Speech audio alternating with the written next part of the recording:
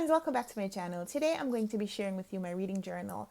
I mentioned it in a few videos earlier in the year, I guess in January sometime. I told you that I'd share with you how I set up my reading journal. And I'm going to be talking about it here for you, but also for me, because I've tried having reading journals in the past and I wasn't always very successful with them.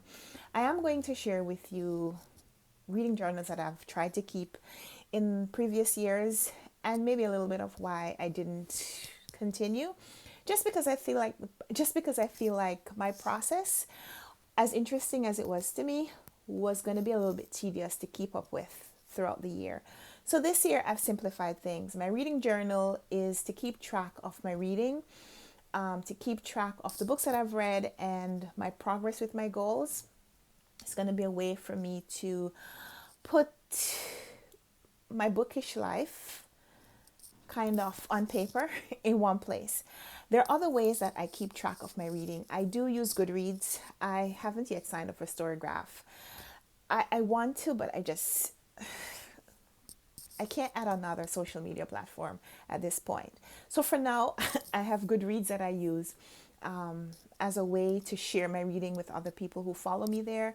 If they don't want to, watch my YouTube videos or follow me on Instagram, then on Goodreads, you'll see the books that I've read. You could find my star ratings, and sometimes I write reviews, so you could see that if you don't want to go read my blog and so on. So yeah, I have Goodreads. I also have an Excel spreadsheet on my computer that I update. That's probably the most updated place because I usually have my computer open at some point and I keep track of the things that are meaningful to me. I record the book that I'm reading, the title, the author, whether the author is male or female, or whether it's someone who is gender non-specific, that kind of thing. If it's an anthology or some kind of a collection, I'll note that. I record the genres in that spreadsheet. I record whether they're fiction or nonfiction. I record the year of publication because there have been years where I've kept track of different things, like there are challenges to see if you could read books that are set in different decades and so on. I keep track of the page length, although that is always something really interesting to me because the page length in the actual print book sometimes doesn't match what the publishers say the number of pages is, but that's another story for a different time. We'll talk about that. Other things that I keep track of are like characters' names, whether the book is translated, what language it was originally published in, and of course where the book came from, whether it is a book that I owned and had been on my shelves for some time, or if it's a book that I am reading electronic copy from the library, or if I borrowed it from somewhere, that kind of thing. So I keep a spreadsheet on my computer, usually open, and I keep that updated. And because it's Excel, I can sort, I can look for names. I also keep track of why I'm reading the book in that spreadsheet. So if I'm doing a buddy read, or if I'm reading a book because of a challenge, or like this year, I have this backlist and classic TBR that I'm working on. So if I'm reading a book specifically for that, I can keep track. So it's easy for me to sort in that way. But the Excel spreadsheet, as great as it is, it doesn't really give me an opportunity to just kind of have fun and be creative. So I want to use a journal. I want a print journal that I can also write things down, because my spreadsheet doesn't have a place that I can write down my thoughts or favorite quotes and that kind of thing. So this year I have a notebook, and it's a very simple notebook because I took a book that I already had. So I have all these little washi tape on certain pages because I had written some things on those pages and I just need to cover them up. But yeah, so I have a notebook, and it's a blank notebook, like a sketch notebook. So it doesn't have lines, and my daughter scribbled in it because that's what she does. And so yeah, I will show you how I set it up and how I'm using it. And yeah, so let's flip through to that. So I know that this was supposed to be just a flip through of my reading journal, but that's not what this video my videos are never the way I planned them. So yeah, let's cut now to me showing you how I actually set up my journal. And maybe if you are still working on your own journal setup, I know it's February, so maybe you've done that already, but maybe you're still looking for ideas. Maybe this is a video that you'll bookmark and come back to next year, or you can start a journal anytime. You don't have to just journal from January to December. Your reading year could start today. So maybe you'll get some ideas. Maybe you just find this video interesting. For whatever reason, I hope you enjoyed. Share it with someone else if you think someone else might benefit from this content. And I have links in the description box to ways you can support my channel, ways you can support my reading and my bookish habits. I have a Patreon if you'd like to do a monthly support. I have affiliate links for books if you want to purchase books, and I make a commission at no extra cost to you, that kind of thing. So check out my description box as well, if you're thinking about helping me continue with my bookish life. So yeah, stay tuned for a flip through or an introduction to my reading journal. So this is my reading journal, and like I said, I'm just using a sketchbook. I don't know what size this is, 5x7 or something like that. So this is how I set it up. On this page, I'm starting with my reading goals, and I left a space because I haven't yet settled on all the goals that I have for this year. I am leaving room for me to add. I'm leaving room to add another goal that I think I have, but I'm not yet sure that I want to put it there. And then this is probably for some artwork later on. I have limited time with which to spend with this journal, so I work on it sporadically, I suppose. So at some point I will come back and add some artwork or stickers or something, make it really pretty. So this is how I set it up. This is my TBR for the month. And I record all the books that I am thinking about reading in the month, and I check off or put a circle when I've read the book. So all these circles correspond to books that I actually read in January. Also keep track of the books that I receive during the month. So I keep track of the title and where the books have come from, and if I've purchased them, I'm supposed to write down how much I spent on the book. These two lines here that are still blank, I actually bought those two books, but I can't remember how much. So I have to actually check my records at some point and fill that in. Each one of the books cost me less than $5, so that's good. And then on the next few pages, I record thoughts on each of the books that I have read. I decided to keep track using photographs. So I took small thumbnail pictures of each of the book covers. Missing a cover here because I forgot to add this one to my pictures when I printed it out. So next time I print, I'll print out the cover for this book. The second book that I read was The Last Thing He Told Me, and I'll put a picture there at some point. Some of the pictures are tiny because I printed them out kind of randomly. So maybe later I'll format them again and make them a little bit more consistent, but probably not, because this is work in progress. These two books, I didn't write down what I thought about them. I have to go back and fill that in. Also need pictures for these book covers. So that's 15 books I read in January, and I wrote down something corresponding to most of the books, so that's good. Then this would be February. I'm working on my TBR. My book haul is still ongoing, of course. And so each month I'll do this, and I'll separate my reading by months. Then a little bit past the midway point in the book, I am doing my yearly tracking. And here I am tracking the categories. So my goal is to read about 150 books, but because I was drawing in these blocks with a ruler, I decided to just go to 180 and kind of fill up the page. This is more than my goal, but maybe I'll read a lot this year. We'll see. So these are the first 17 books that I have filled in. My daughter has been playing with my highlighters, so my blue highlighter is completely dried up, which is why I couldn't fill it in. I couldn't color these. So at some point I'm going to have to get a new highlighter. But I'm keeping track of the gender of my authors. So the pink squares are for female authors, the blue squares are for male authors. So you can see right away. I've read more pink than blue. This should be pink. It's orange because I colored it yellow. I forgot my system broke down for a second. So this should be pink, but it's okay. This is my book. It is ongoing. I'm also keeping track of the genres. That's the word.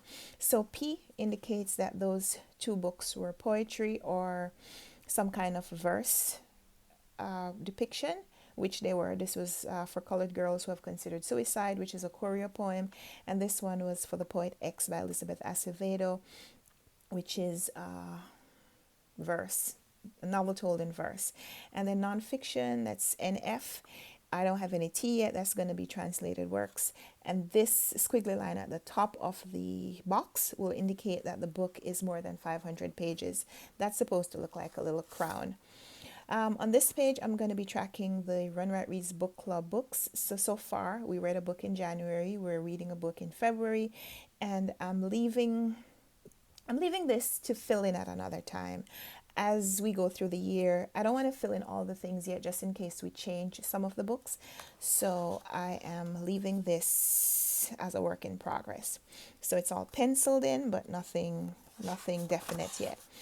On the next page, I'm tracking my progress with this book challenge that I do on Facebook. So these are the 10 categories, and these are the 10 titles that I selected for these categories.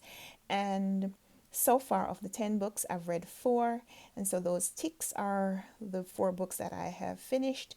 And I will color them at some point, but not yet. I left space on the next page to do the next challenge later this year. And I'm also leaving space below this because when you've completed the challenge, you can also do a bonus round. And I haven't done the bonus round yet, but I'm thinking I might this year. We'll see. Next page, I'm going to be tracking my BookTube Prize books. The BookTube Prize list has been announced. So I do have my 6 books that I'm reading. And I thought about drawing in pictures. I haven't decided yet whether I'm going to draw or I'm going to just write the covers, or I'm going to print out pictures, and then I'm leaving space for the ratings. And as I judge future categories, perhaps, then I'll fill in the rest of these spaces. So this is what I'm doing for the BookTube Prize tracking. Another goal that I have this year, and it's been a goal for a few years now, I'm reading books that have won the Booker Prize. So this is how I'm keeping track of the books that I have read and actually posted reviews, single book reviews on my YouTube channel.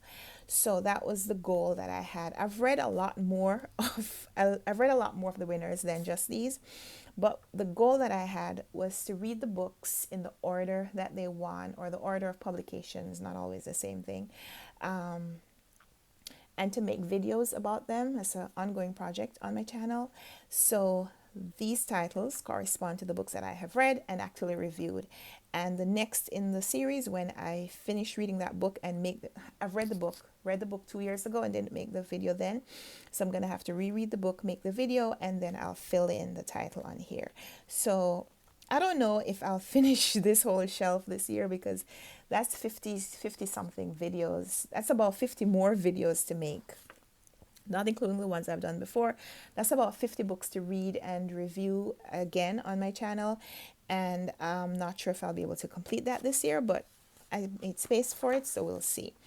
On this page, it's still blank because I'm going to be doing something to represent my classics and backlist TBR. So we'll come back to that later. This is an ongoing project where I'm trying to read books that specific authors that I'm interested in have published. So this is their entire catalog: Toni Morrison's catalog, Muriel Sparks' catalog, and Barbara Pym's catalog. I'm working on those 3 women right now. So the dots represent the books that I've actually read from them. So we'll see how I do with that this year. On the next page, I'm tracking countries that I read from this year. So the colors are for the countries. Once I've read a country, I can fill it in. So of course I have USA, I have Canada, I have Ireland, and I have England, and I have Japan. Those are the 5 countries that I have completed or read a book from already this year. And then I'm also tracking the United States, where I've read from. So far, I only have 4 states filled in: California, Texas, New York, and Massachusetts. So I need to get working on that. Another challenge that I'm doing, this is something I usually do, this is just for fun, this is ABC characters, whether I can complete the alphabet using characters from books that I read this year. So I have A, E, H, J, L, S, and X, and Z completed, which some of these can be difficult. X, from the poet X, her main character's name is Xiomara, so that was great. So yeah, we'll continue working on this throughout the year. This is my daughter. She made a mark because that's what she does. So, there's spaces, there are pages here that are still blank for me to add things as we go through the year. And we'll see how that works out. So I did tell you that I'd show you a journal from a previous year. And so this was my journal that I attempted last year. It was just way too big. So it was a little tedious. I had a much younger child, I had a 1-year-old at that point, and it would just, I couldn't lug this book around. It was great. It was a great attempt, but I couldn't keep up with it. So I did fill in as a lot of the same attempt, but it was just way too big. So I felt like it became a little foreboding. And so I didn't keep up with it. But a lot of the same format, but just simplified. So I have this really big book, and I'll come back and use it for something because waste not, want not. So I will come back and use this. Maybe I'll just give it to my daughter as a sketchbook. This was my progress with the Reading Women Challenge last year, and a few other challenges that I attempted. You see, this is my daughter again. So I was doing the tracking, and I only tracked up to 9 books. That would have been January. So yeah, it was a lot of the same format, but I didn't go very far in it.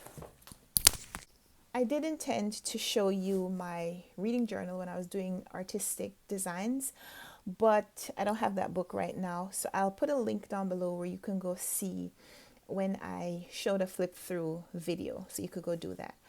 I will also show you my Excel spreadsheet because I spoke at length about it. So this is what my Excel spreadsheet looks like, and it's very simple. I have an older version of Excel. So the color coordination is for each month. So each month has a different color, and this is my hope that I'll read about 15 more books. I read 15 books in January, so that's number 1 to 15. And so I'm hoping that I'll read at least 15 more books in February. So I have highlighted up to the 30th space. We'll see. So up to here, book number 17 is the book that I have completed already. And so you'll see my completion date is here. These are 3 books that I'm working on right now and will probably complete in the next couple of days. So I filled in some of the information, and when I've completed the book, then I will come back and fill in my completed date. So let's start at the top, right? So these are the titles of my cells. I am tracking, this is the number of the book that I'm reading. This is the title of the book, the author's gender, when the book was first published, when I finished reading it, the genre that it falls into, and a subgenre. So genre is fiction or nonfiction, and then how we further classify that. The format, whether I read a print book, if it's print, whether it's paperback, or if it's an electronic book, whether it's my own book or if it has come from the library or from reading it from the internet, like you'll see in my 4th book here, which was the Yellow Wallpaper, which I just read a free copy from Project Gutenberg. So the source would be the internet. Otherwise, a lot of my electronic books come from the library, or if I've purchased a Kindle version on my phone. I keep track of the page numbers. As you can see, I'm not doing very well with keeping track of that. Sometimes I just need to go back on Goodreads and just fill in these as a block. But generally, when I'm reading a print book, I will keep track of the page number that the book stops at, the copy that I have. Keep track of the setting, and I keep track of the setting and the secondary setting, because a lot of books have more than one setting. So like book number 2, which was The Last Thing He Told Me by Laura Dave, is set in 2 different states in the United States. So I was able to tick off California and Texas because there are 2 settings. I keep track of all the countries that I read from. So the United States gets 0 because most of the books that I'm reading are set in the United States, and every other country gets a number as we progress. So England was country number 1, and so this one was 0. And the next, every time I read a book from the UK, that gets country number 1 again. Japan got a country number 2. And Canada was number 3, Ireland number 4, and the next column corresponds to why I read the book. And these acronyms tell me what the challenge is, or the buddy read, or if it was from my TBR, or if it's a publisher review, and so on. Then I keep track of the characters sometimes, if they're interesting. I don't always keep track of characters, but like The Poet X, I made sure I noted the main character's name and that there are twins in this book, because sometimes I'm doing a challenge, you need to read a book that has twins, and I can go back and remind myself what book that would have come from. Also keep track of original language and translator if the book is translated. So that's all there. This is my spreadsheet that I use. I use a version of this spreadsheet every year, and I've done so for about 6 years or so now. And on subsequent worksheets, I also keep track of what my husband reads and what my daughter reads, or what I read with my daughter, so we can keep track of our reading as a family. So that's my Excel spreadsheet, and that's what I've been doing for several years now, and it's worked for me for a lot of reasons. So we'll keep doing it. So that was my reading journal, and I hope you enjoyed looking at where we are now versus where we started, and kind of our process, how we got here. So thank you so much for watching this video. I hope you enjoyed it. Definitely click the links down below if you want to support my channel, if you want to support my bookish life. Share this video with someone else that you think might enjoy.